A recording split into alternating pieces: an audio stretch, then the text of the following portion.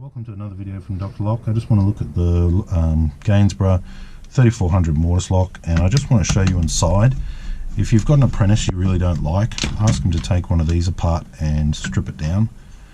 Okay, now the first thing I noticed about this is it's got all these parts here which are fairly okay. I mean, it's nicely built in that regard, but you've actually got a few floating parts. This part right here, where's my tweezers? This part right here is actually just floating. See that? It's just floating. So to get the case back on, you've actually got to have that in position, and line up the top sort of spindle hole there.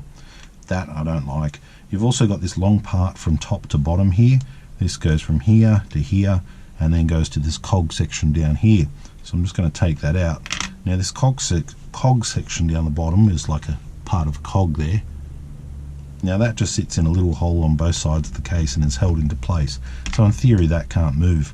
But what I noticed about this type of lock is that you could be working on the back of your van at work, trying to work on the floor or on top of your toolbox.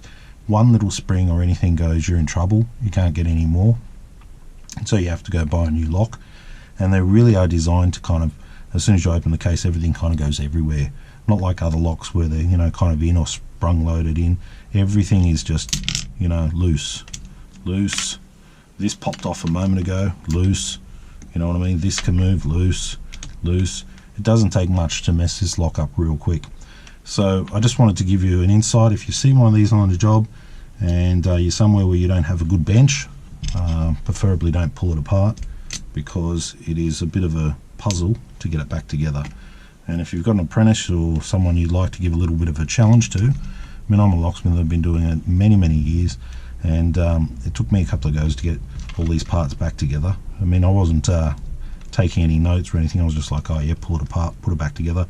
And yeah, it gave me a bit of a battle. I think everything's in place now. Okay, now here's the tricky bit, lining this up with this, getting it all back on and in the right spot. I'll put your mobile phone back together.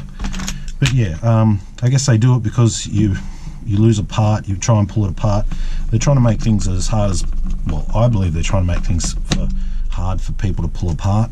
And when people do try and pull them apart, try and work on them, yeah, you're up for a new lock when it becomes incredibly complicated to put back together, and little parts aren't, you know, as soon as you pull it apart, one bump and everything goes flying. So that's kind of, I believe, why they've done it. You sell more locks if if they fall apart. Like as soon as you open them up, they fall apart. There's one screw under there, and basically as soon as you pop this case, warranty's valid. That's your lock, that's your unlock. Dead latch function. Once again, you can't just replace this with any other mortise lock. The cylinder's down the bottom, operated by a whole bunch of funny cams, and the cams are expensive too. The only thing that you could use is the handles. Handles are, you know, sort of standard footprint.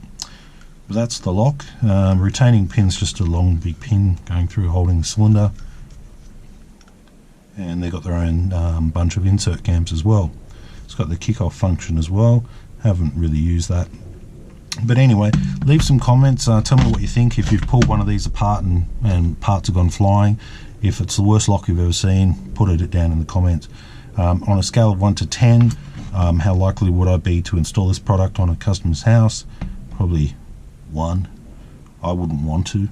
I would much prefer a Lockwood, a Dormer, a Carver, but I'm not a fan of this. Not a fan of this at all.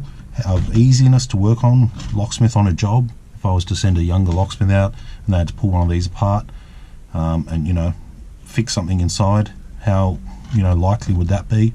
It would never happen. I'd send them with a brand new lock and say don't pull it apart on the job site.